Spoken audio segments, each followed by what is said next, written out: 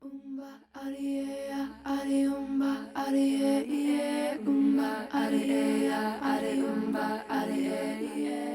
hello everyone. Welcome to this Zoomuse event sponsored by SICA, the Subic International Cultural Association, which today features the poetry of Rosana Schutte, or Schutte, if I've got it right.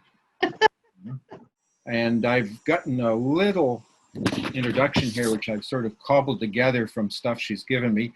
If there's any errors or exaggerations or whatever in this, it's my fault. And I'm sure Rosanna will take that in stride. Rosanna describes herself as an actor, a mythologist, educator, and storyteller. She now lives in Muncie, Indiana. She had an unconventional childhood, growing up in several African and Asian countries where her father worked as a consultant for the United Nations on education. Her family was in Jakarta, Indonesia, while she was in high school, where 3 of her teachers were Subud members.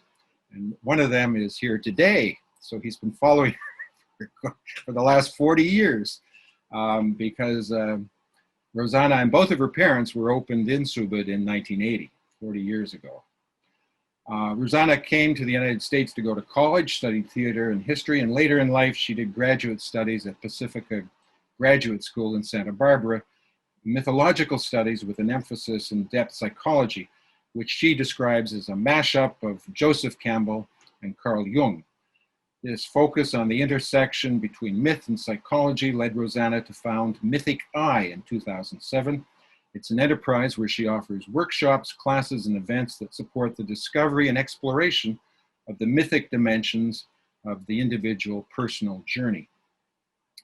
Rosanna tells me a lot of her movement in the world is bound around storytelling, and in a few minutes you'll get to experience how storytelling is made manifest in her poems, poetry where ordinary language is distilled and magically transformed, taking us into a different way of seeing and understanding what we call reality.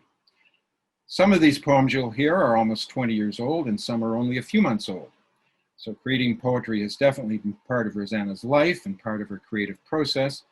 And I'll now turn this over to Rosanna, who will introduce her specific poems.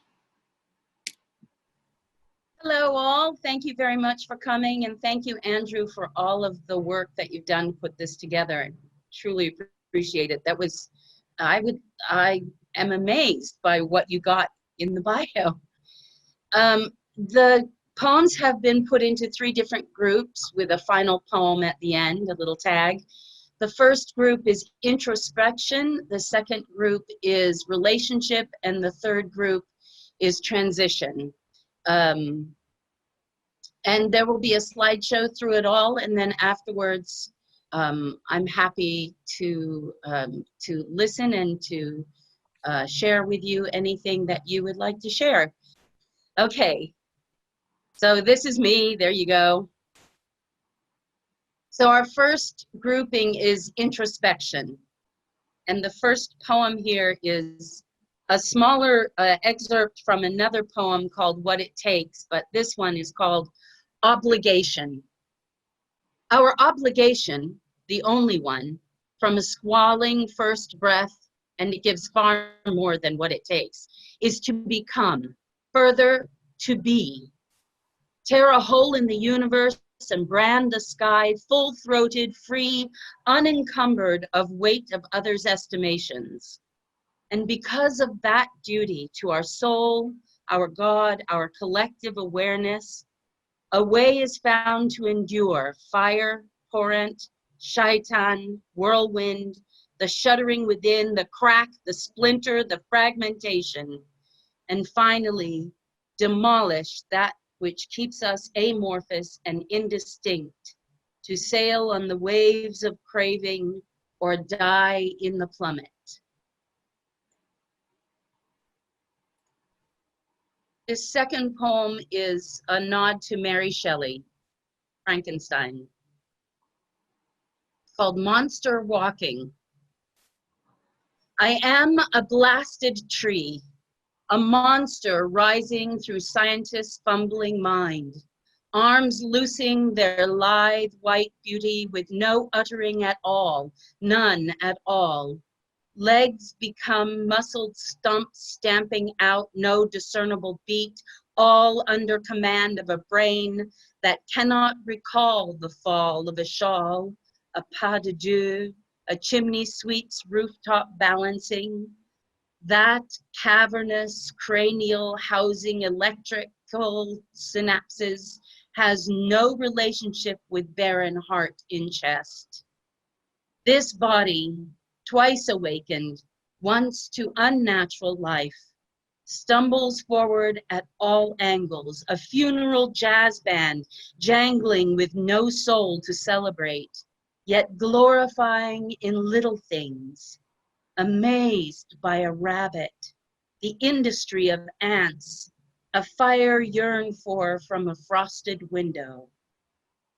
I am a blasted tree, the artistry of demented ingenuity, a legacy surreptitiously assembled without legitimate heirs.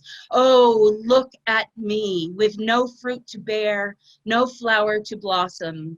I am no axis mundi to any sort of source, no connecting point or bridge or gentle spirit, no hope at the bottom of this box. Not even knowing to despair, I stand here and declare, as bold as a queen, I am a blasted tree. And the last of this final grouping is if I should disappear. If I should disappear, not by my hand, though there is that, but just at a moment here, then not. If I should no longer exist, I suppose it would confuse, and maybe there would be missing, at least until disruption of life interrupts the question and age loses memory. I feel it, I can tell you, in the pinch of my head, or the strange wave of matter in my skull, a momentary lapse in me. I suspect my non-existence wouldn't cause so much as a blip, really. Certainly not a filmic spectacle of ringing bells and acquisition of angelic wings. Maybe one or two would inquire, wasn't there someone I would call at this time or for that reason?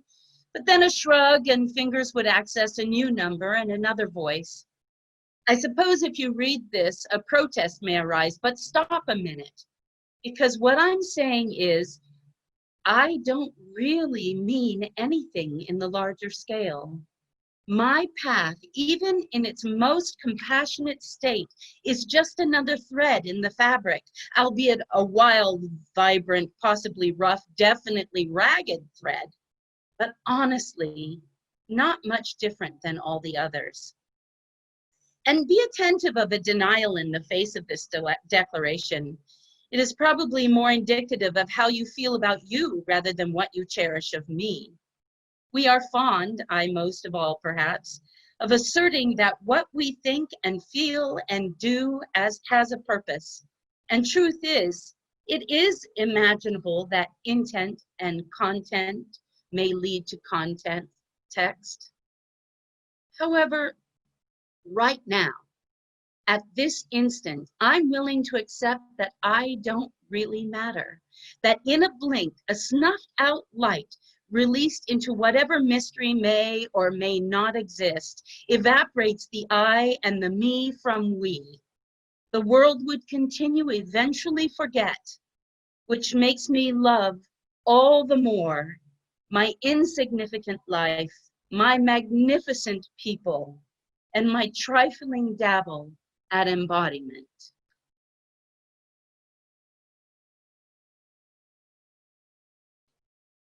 So the second grouping is relationship.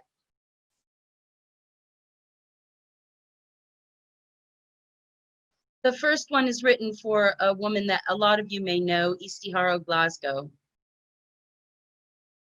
The deep old soul wrapped in woman and light hums a stray tune, splashes a sachet, rummaging after her day, scuttling through seaweed in the white sea, dripping her life into foaming waters, riding tide to wide world of whales, until rags she wears float empty at the shore.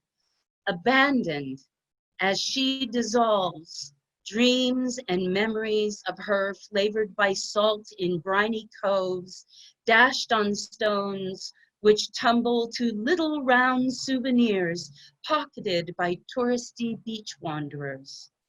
While bulk of her being, no longer withered and wrinkled, but plumped and gathered in deep, follows moon's sparkled path to horizon. There to meet the dawn, cradled in rising sun, coo to apex of the sky, idly catch edge of a cloud and swing lightly around.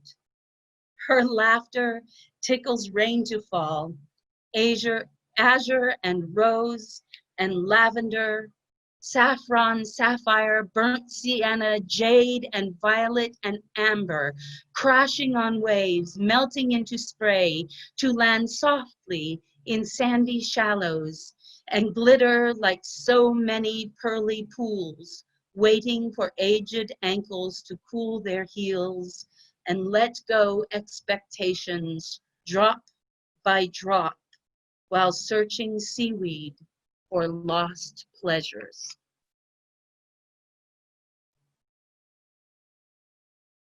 This one is called Dear Adam, and it's 2 letters to Adam, one from Lilith and one from Eve. Dear Adam, you just aren't living up to your potential. Too much luxury here in the roses, not enough spunk to see beyond the gate. You're okay in the spouting rules and naming things department, though it's a shame the ideas are not your own. And innovation, enough said. Gotta go and see what's out there past the bougainvillea. Think of me often, be kind. Always Lilith. P.S. Don't come after me. The answer will be no.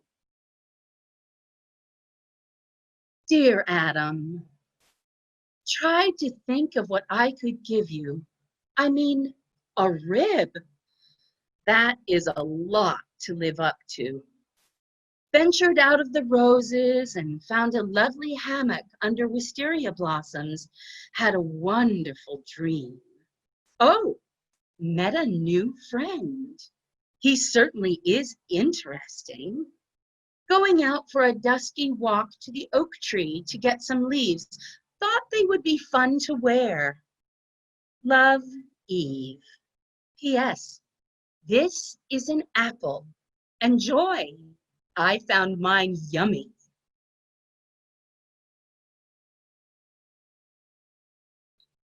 This one is called War and Peace.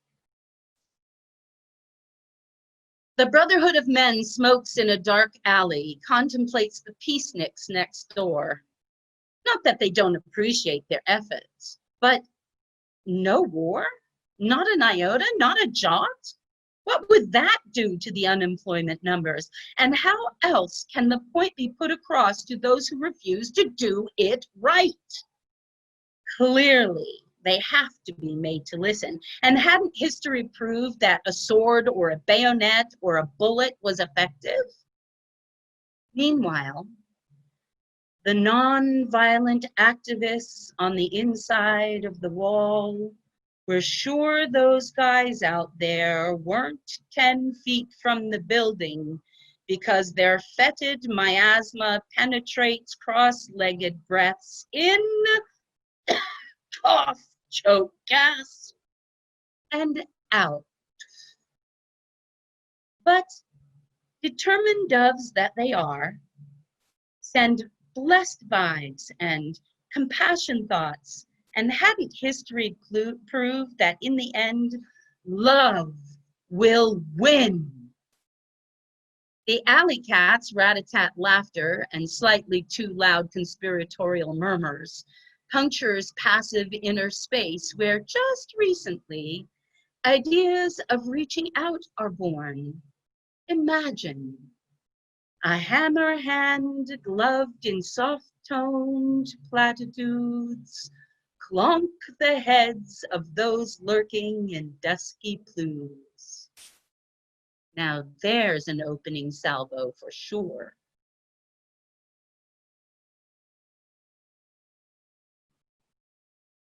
The last grouping is called transition, and it's a triptych. Oops, we went back to relationship. Need to go to transition. There we go. It's a triptych about the death of my dog, Oliver, April 19th. So if I start to cry in the midst of it, ignore it. It's okay. You know, those grieving feelings come up. The first one is called Leave Taking. It was written about a month after Oliver died. On high wire between heartbeats, you are leaving, I stay here. Please stop breathing, yet every breath is dear. Compassion whispers, go, yet cherished belly still rising ever slow and slow. Seesaw Marjorie Daw. I sing for you, I bring to you, home is in the heart. Now, after the crisis, so many doubts, recriminations, more time cries out, in tenuous fog between afraid to sleep, but far too deprived. Where are you, little love?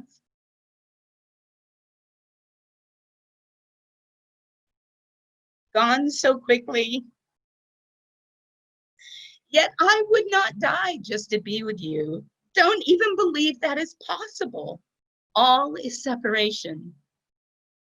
The space you occupied is still there, waiting vainly for all the familiar fare. It never comes. I will not hear you slurp water or the rhythmic tail thump, thump, thump in exuberant dreams. You are gone utterly. I miss your sweet body and soft way in the world, but fly across fields with yellow flowers. Your soulfulness makes me, in best moments, honeyed and subtle. I would not have you stuck here. I would have you always with me. Seesaw Marjorie Daw. All the rest of my day's questions that burn are made more exquisite and biting, yet less savage. Good night, sweet boy. Good morning and good night, until I too take leave. I know not at all whether we will be together again, but hope we will, an even more profound oneness than found in breath. It is not promised. There is no covenant. So this here and now, this gentle, dulcet taste on spirit is all that is real. Good morning, good night. Seesaw Marjorie Daw.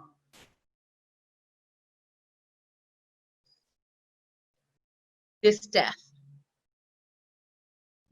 of all has not shaken, not so genteel as that, but shattered belief. Who cares, my heart? What does mind actually know? No one, nothing. Not a single thing, because it is a toy drum of child's emotion, punctuating, injuring, obfuscating truth into a sieve whose droplets rain down in thunderstorms, rattle, manipulate into unsubstantive realities which wash down sewers with the rest of life, spit and dribble to vastness where krill are sacrificed to whales. What real wisdom does that hold? What veracity does it know? There is something deeper than these cursory wading pools, which find fragments of shells and sedimented silt of the past. But this death coming, as it does, in twilight edge, invokes a quaking ground, a tsunami wall drowns confidence, surety, faith. There is no God here, there is nothing, here is nothing, and I quail in the belly of that whale, sloshing about like some mouthwash in the throat of creation, and dropped instantly awake in cold, bottomless brine, paddling for unseen shore. What watches me? Who hears my panic? Well, no God, no angels, see? So what about me? Swallowing salt and foam and seaweed, naked of hope, bereft of theory, with water where land should be. There's something deeper than prayer, more sonorous than dreams, where chatter gives way to hidden language, silent, submerged, infinitely sourced. This death, this ending mocks every urgent plea, or hymn sung, or increment gained, or pursuit, or clarity. All is blind now, everything deaf. And if I reach for a meaning, it is backward in motion and context. I find that the whole occupation these days is bound up in leaping fissures, skirting eruptions, crawl, scrabble, sweat, breathless, wide-eyed, gasp, spinning inside, tremble outside, without warning at edge of a hurricane, whirl in debris and dust, helplessly flail, desperate for anchor. More lonely than is possible. Flutter and spasm, as if seams would simply let go ends and pieces would scatter with every hit. There is no denying that this is an emptiness that pursues me. Do I have a soul? If so, what gave it me, or who, and what will be then? Will I finally know what God stood in place of? I don't think so. Not until, and maybe not even then, I am absolutely gone. A chill comes over me, shadow of ultimate evidence. Can I be comfortable even at home in this? I don't have a clue. There is something deeper than the cocksure strutting beat of mysterious soul. But in its presence, will toes dance and shimmy marrow? No way to know. Sure to find out, though. Requiem, Psalm of Death. At the bedrock of inferno, frozen in ice, never melting, unable to run from ravaging bite, that by my hand, my beloved is lifeless, merciful, inevitable, loving, mouth platitudes in face of cold, hard action. To take another life,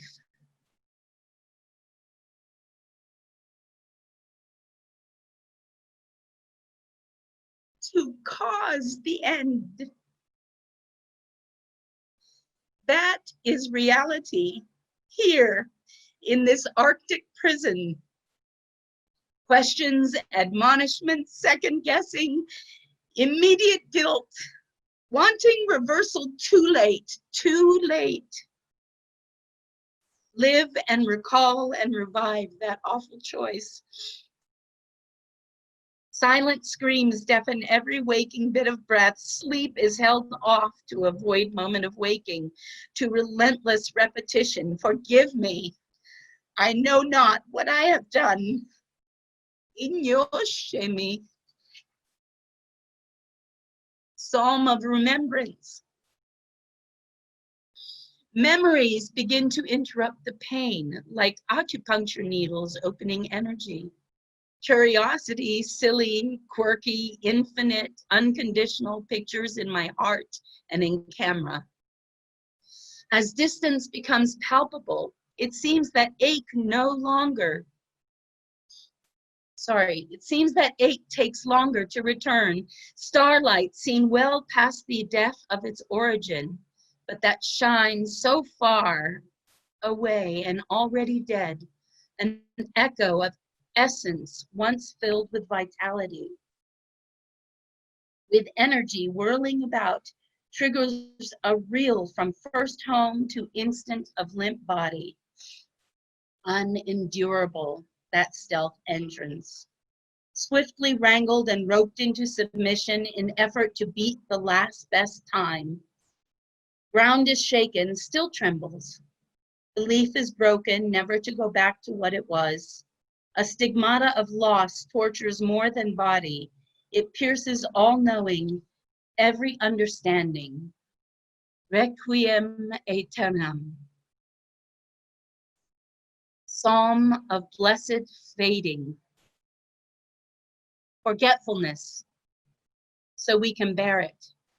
The detachment, the expanse, the stillness. In liminal space, before strange worlds, before manifest destinies, when still claiming a journey forward, watch past, blown to dust in chill wind, clutching ice thaws, limbs wobble and I climb, leg to hip, and turn and exit in depth to resurrected horizon. Exposed, shriek revelation in blazing rising before me. I sacrificed my only son on the altar of transformation. And now, letting go is a collusion for latitude, a conspiracy between two who cannot imagine this rent, much less accept finality. Now, appreciate that separation as a gift, even as a sob against it clogs my throat. Freedom. Freedom to take up new life, freedom to run in yellow flowers, and becomes anointing, a blessed splitting apart. And there is still time for this fresh iteration. A final blessing grows wings. Ego te absolvo. Amen and hallelujah. And then I have one final poem for you, which was my most recent poem. And you can stop the slideshow. Thank you. All this breaking of belief blown in air lifts off bit by bit.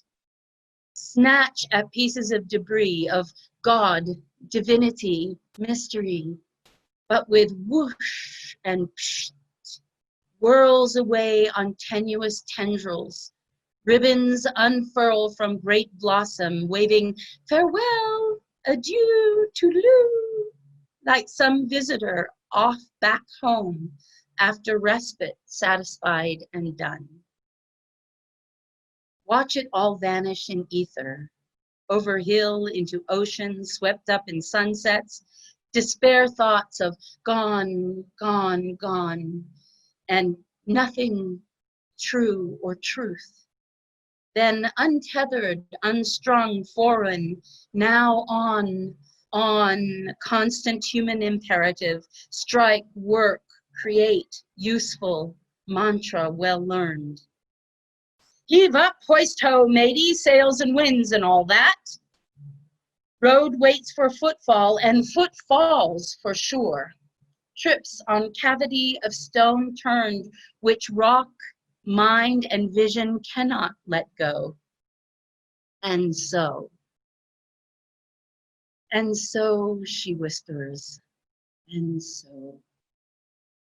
Still in center of tumult between heart rent and mind bent and house spent, wait not, want not, wish flown, stray sentence sinks in, down, deeper, strikes an old stubborn flint, and one errant flicker begins a flame to illumine beau ideal, beautiful idea, written on souls, on walls of soul, which has no words, which can only be hinted, which poets and playwrights struggle to prescribe.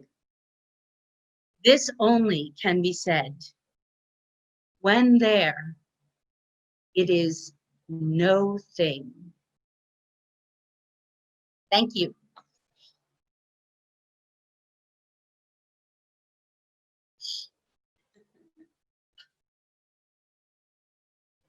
Can you unmute them? The way we're going to do it, Rosanna, is going to raise their hand and speak individually, or did you want to hear That's them fine. all? applaud. I'd like everybody to, you know, it's all right to have them all on, but we can have them raise their hand to talk. Yeah, That's fine. our experience is that the audio quality deteriorates, and often people can't hear questions from someone if everybody's on. Okay. If you Okay. don't mind. And I've already described it to everybody. We have somebody, this is Liana wants to raise her hand. Go ahead, Hi, Liana. Liana. Yes, I not raise my hand on the machine. That was wonderful. I very much enjoyed your poetry tremendously. I'd really like to know the title of the one that was in the relationship section, and it was about Glasgow. I forgot her first name.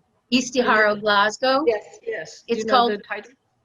Old Deep Soul. Did okay, let me write it down. Was she has passed away, and then were you referring to her ashes being put in the ocean? No? No, she did pass away. She passed away while I was in graduate school. And she had gone from being a mother figure to a deep, deep sister to a mentor. You know, she was all these things, accumulative, to a mentor. We talked almost every day before she died. And Somehow, this sounds bizarre, but I just was really moved by it. But because of the ocean image, I thought it was that her ashes had been placed in the ocean and taken off. And when you reread it, it has all that. So I was thinking of it for myself in the future. Well, long future. Hopefully. Yeah, I'm not sure what happened to her ashes. Maybe Halima knows, but yeah. I can say that what came to me was the vision of her in this ocean pool, just looking through it at her life, you know, because she often would quote Bapa's talk about a heart as big as the ocean. Carol, for you who don't know, Bapa was the spiritual head of Subud, which is this organization I belong to, where a lot of these people belong to. And he used to give talks, and he would talk about the quality of a heart. And one of the qualities was a heart as big as the ocean. And it was something Ishiharo and I talked a great deal about, this designation of the heart and what it felt like. And just, you know, we had a lot of conversation about that. And so I had this image. I woke up from dream of her, and I had this image of her in one of her soft dresses, you know, the sweet sundresses she had with her hair. She had this wonderful, almost cotton candy hair, just, and I lived with her, so I saw that often in the morning. It was my first view of another human being, was this wonderful, and she would come down, and whether she had her headache, which often she did, she was just, you know, the embodiment for me of angelic behavior, inwardly, you know, just angelic. And I don't mean that as like quiet and she was down to earth and wonderful, but she just had this aura. Anyway, I woke up from a dream of her, a very deep dream of her, that she was flying with angels, and I saw her with her ankles, which were often swollen, in the ocean, just looking at her life in the seaweed and the silt and the just saying, you know, life is what life is, and who we are is part of that. And in the end, we just, and then I saw her dissolve in that dress, just floating in the little pool.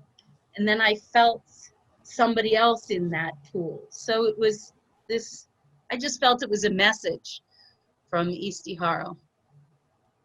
That's where it came from. I see that. Yeah. I'm sorry. Did you want to ask a follow-up, Liana? No. Okay, she's all right. Go ahead, Ceciliawati. Oh, thank you.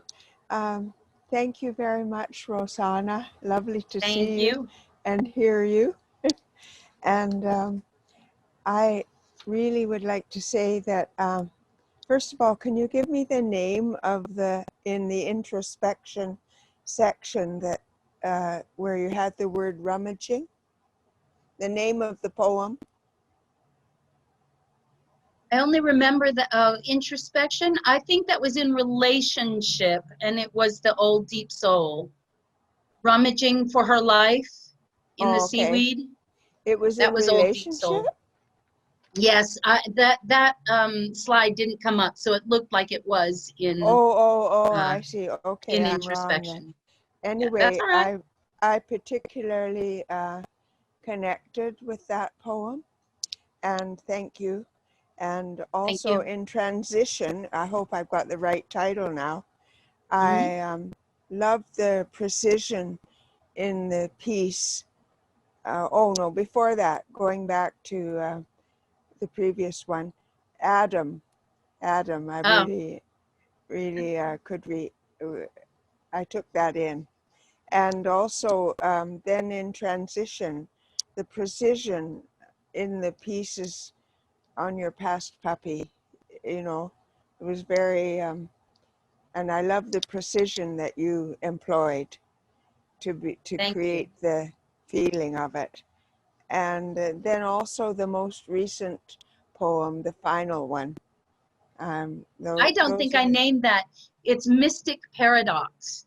oh, interesting. Yeah. That's the But in name. any case, it was, those were the four most memorable ones Oh, for me, just thank you. listening. But at the beginning, this is the first time I've been on where there's been screen sharing with visuals.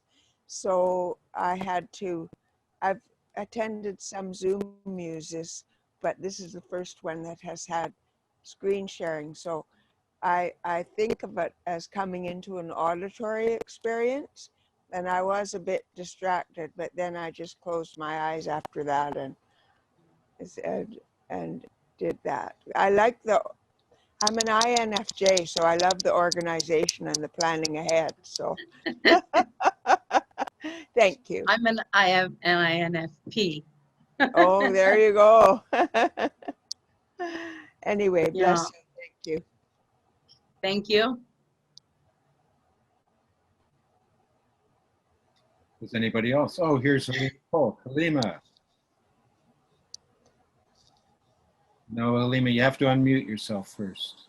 She's trying. Can you yeah, there you go. There she Okay. So, yeah, thank you so much, Rosanna. That was My wonderful. Really wonderful. Tell me a little bit more about the poem that had the image of the thread in a tapestry. It was Oh, one of the poems in the first part, the introspection part, where you were seeing your life as. obligation. Sorry, I just threw my papers, so now I'm.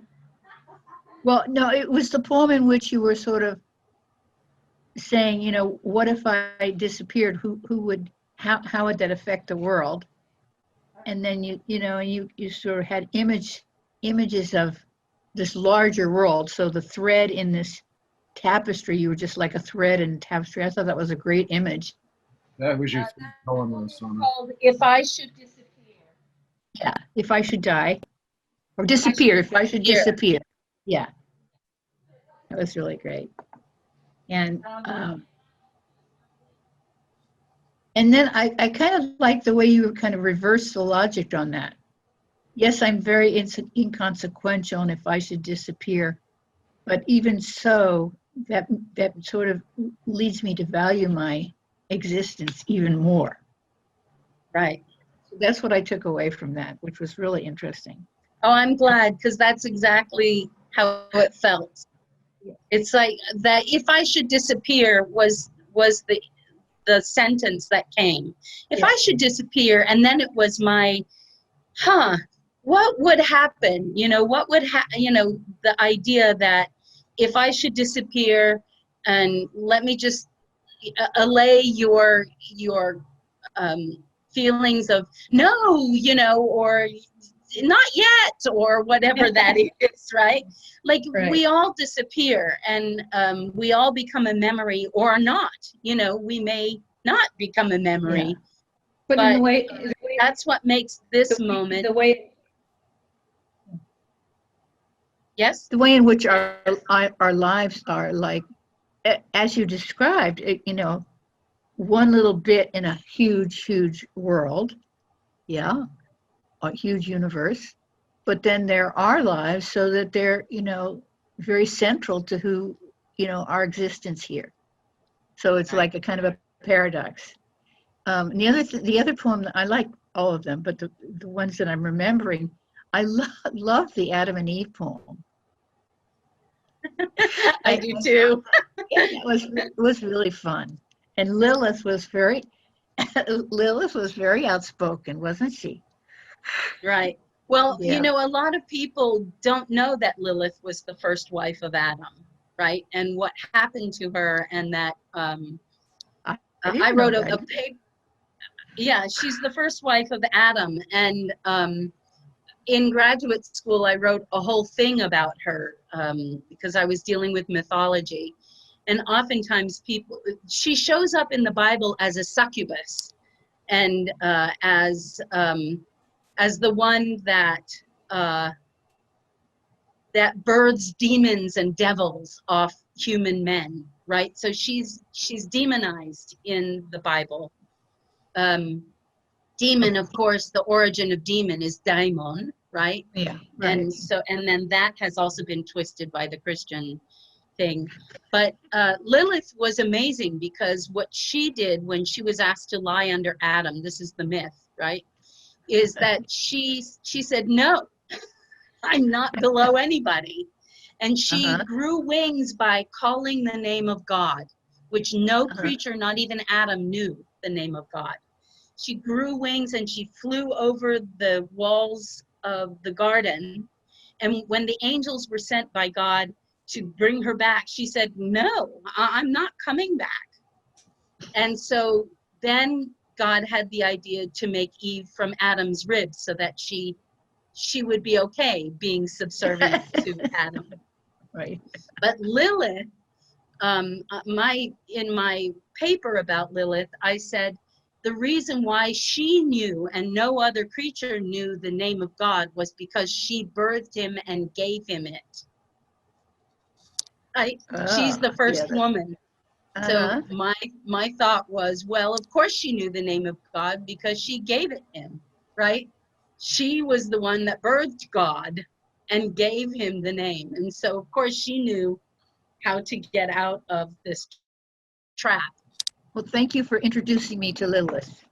Oh, my pleasure. She's pretty amazing. She's in a lot of ancient imagery as a goddess or a queen with a snake in one hand, an owl at her feet, and usually some kind of lion image. The snake is, of course, the snake we all know from the Garden of Eden, right? It was transferred into that. I think I'm thinking of Eve's line, I've got an apple for you. Yeah. This is an apple. I found mine yummy. I loved it because it came out of the fact that she was going to go look for oak leaves, right? I just thought they'd be fun to wear. Oh, by the way, here's an apple. Right. Yeah, that one I laughed all the way through writing. That was a lot of fun to write, that one. Thank you. At first I thought it was just going to be a letter from Lilith. And then Eve showed up and did her letter. A rib. I mean, that is a gift, right? Anyway, I love that one a lot. Thank you. Carol, would you like to ask a question? You have to unmute yourself. I did. Sorry, Barb keeps coming in and out. It's because of this fake background. There we go. Now she's in. Anyway, Rosanna, I just love the fact that you have a dramatist background, because that really comes through with your readings. So I was really enjoying that. I was enjoying that side of you. Thank you. And I echo some of the other those of you that said, if I should disappear, that one, she keeps disappearing. If I should disappear, that one was, and I actually did like the graphic that came with it. I was really just really musing on that graphic as you were reading that one. And I also just learned something about Lilith, not knowing that that backstory. I kept thinking when you Lilith, the only Lilith that I had any context with, wasn't she a psychotherapist that was married to Sam on Cheers, or remember she had her own show, Lilith? And so I kept putting the psychology into it. And so that you're reading this and I'm thinking, this is really kind of funny. I mean, sorry. So that was my random, that's where I was going randomly, not knowing the backstory of Lilith, I admit. So. And she, of course, was named for the mythological creature, right? She was named that way for Lilith. She embodied that. The character. The character? Oh, well, then I was not off base. I was right in there with you. Okay. That's right. Okay. Thanks. Yeah. No, any psychologist would be able to tell you that. You know, that Lilith is, the fact she was a psychologist and so prescribed and determined, and all the things she was the embodiment of that Lilith. So yeah. You may have noticed that I use a lot of literary images, such as the frozen creature in the bottom of hell is Dante's Inferno, right?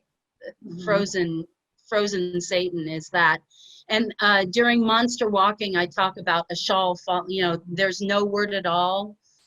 They don't know about the fall of a shawl. That's from T.S. Eliot, Love Song of J. Alfred Prufrock, where he says the women come and go, talking of Michelangelo. And at one point, he talks about the fall of a shawl. So you'll see every once in a while little moments where I'm referring to past poets or literature. Monster Walking was all about Frankenstein, because I did a paper that was received very well in the Frankenstein pantheon as being a new idea about Frankenstein. So I was very hooked up to Frankenstein at that point. And she has him say, "I am a blasted tree." And I felt like one at the time. I was having seizures, and I felt pretty blasted. Maybe, yeah. Yeah, If I Should Disappear comes from that too, from the seizure moment.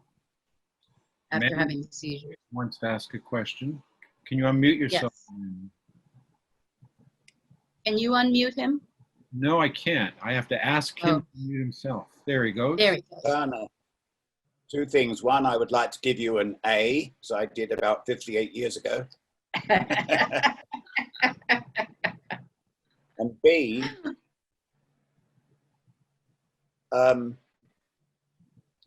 do you have a sense from your mythological perspective, do you have any kind of an understanding of what's happening in the world now?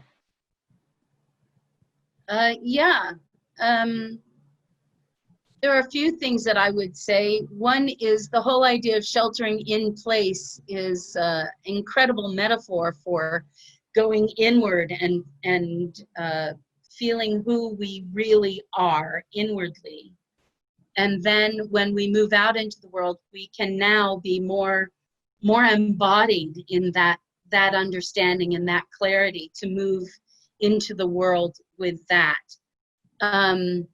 I think the idea of masking and social distancing and all of that is also bound up in carrying that reality of ourselves without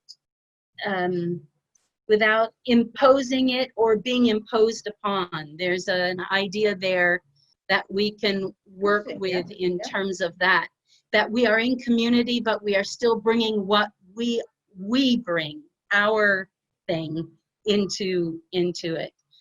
There's a wonderful story that Michael Meade tells, and it's very brief, and I can do it very briefly, but he also talks about this a lot. So if you, Michael Meade, M-E-A-D-E, he's a mythologist storyteller who is really wonderful. But he talks about, you know, first we're dealing with the climate change, and then we are dealing with social things, and especially in this country that has to do with people of color and women, and that it's all bound up. Everything is bound up in the same thing. And he talks about a story called Old Woman in the Cave. And so there's this very, very old woman, and she's weaving a beautiful garment of all different colors and beautiful pattern, and she's singing and humming as she creates this beautiful garment. And she wants to make a fringe of porcupine quills, so she's chewing down on these porcupine quills, and it's making her teeth smaller and smaller and smaller. And she becomes aware then that the pot at the back of the cave, which has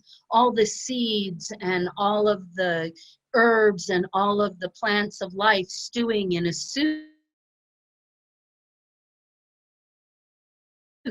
back there needs to be lets go of her unfinished garment, and she puts it down, and she slowly walks back to the back of the cave, and she's stirring the soup. And while she does that, the black dog in the corner, what black dog? The black dog in the corner walks over to her garment, and he sniffs around into the garment, and he finds one loose tail end. And he picks it up, as dogs are wont to do, and he starts to pull, and he pulls, and he pulls, until all that's left is just thread again on the ground. And the old woman comes back to her weaving, and she looks down, and she sighs.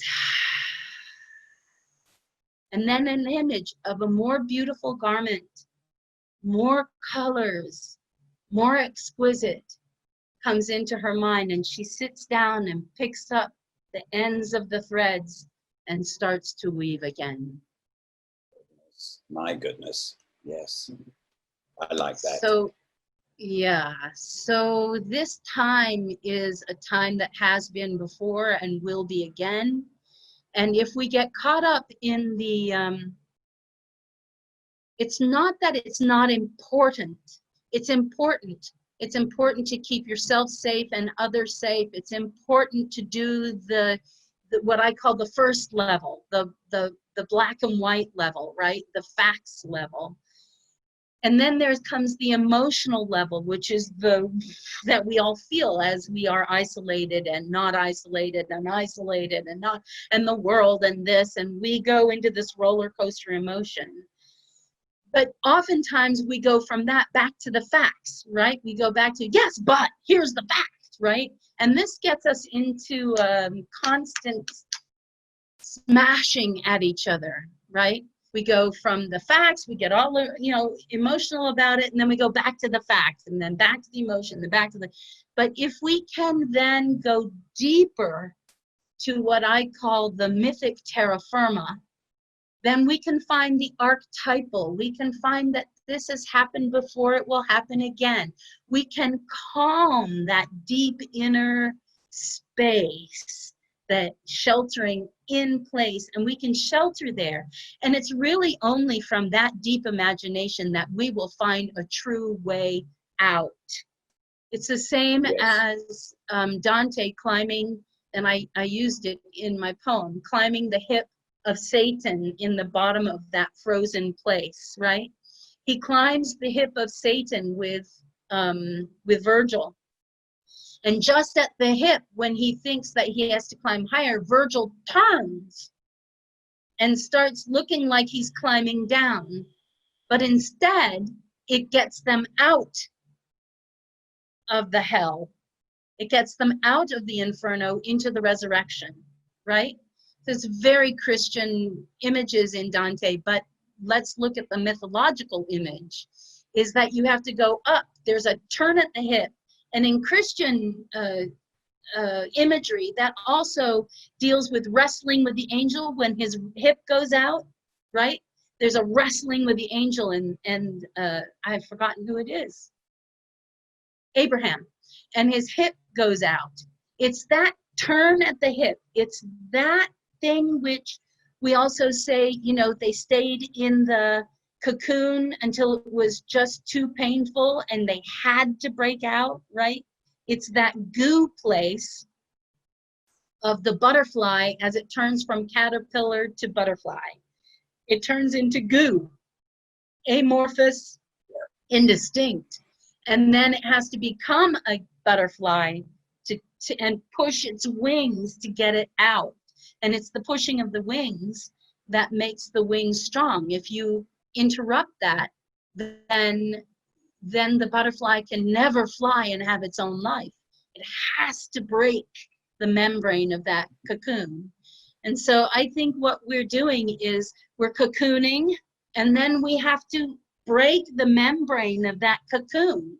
And I in no way, you know, am saying mask or no mask or whatever those arguments are. To me, those are black and white arguments, and to me, those don't actually address what's being called to us to do. Now, do I wear a mask when I go out? Yes, I do, absolutely. But that's my personal choice, and I'm not going to. I'm not going to be afraid of someone who's not wearing a mask, because fear holds no imagination, fear holds no creativity, fear holds no ability to move yourself away from, right? It just doesn't have the imagination. It doesn't have it. Intrinsically, fear just doesn't have that, right? False evidence appearing real. So that's what I would say. Those are the sort of mythological images that I would go with. Here you go. And the lecture is over. Well. Are there any other questions for Rosanna? I just have one question before we end it, Rosanna. One of the attendees has left and left a message here in the chat saying that the sound was not very good. For the rest of you, were you able to hear Rosanna when she was doing her poetry reading? Was the sound okay? Okay, so it must have been specific to this person's internet connection. Wonderful to hear. So. Yes, thank goodness. Rosanna, do you have anything you'd like to say to end up today's session? Yes, of course. I'd like to thank each and every one of you, not only for coming and sharing and attending, but I think that in this time, connecting is so important, and it makes me again feel teary. You know, we're all going through our losses and our transformations, and just know that I'm here. If you need to talk, you know, just call, and I'm available. Connection is everything. So thank you all for coming. Andrew, thank you for everything you've done. You've been incredibly patient and very kind and generous with your time. So thank you. Thank you, Emmanuel. I love you. It's been a pleasure, Rosanna. And just to remind everybody, today's session has been recorded, and in a couple of days, it'll be available on the SICA website and on the SICA webpage and on the SICA YouTube channel. And along with the recording, we'll have the text of the poems which were read by Rosanna today. So thank you very much. Bye, thank you.